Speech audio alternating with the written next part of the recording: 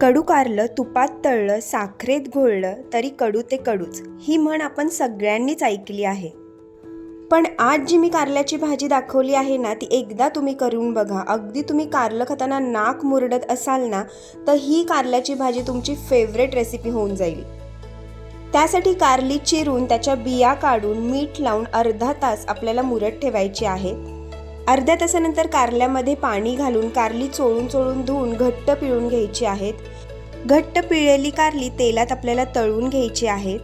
कारली तळून झाल्यानंतर जादाचं तेल काढून त्याच तेलात आपण फोडणी देऊन घेणार आहोत. त्यासाठी 2 मीडियम साईजचे कांदे उभे चिरून घेतलेले आहेत. ते खरपूस रंगावरती आपल्याला भाजून घ्यायचे आहेत. त्यानंतर तळलेली कारली घालून बेसिक कोरडे मसाले घालून 5 मिनिटं भाजी बारीक गॅसवर मस्त वाफवून घ्यायची आहे. वरून हिरवीगार कोथिंबीर घालायची आहे आणि इकडे तयार आहे आपली कारल्याची भाजी.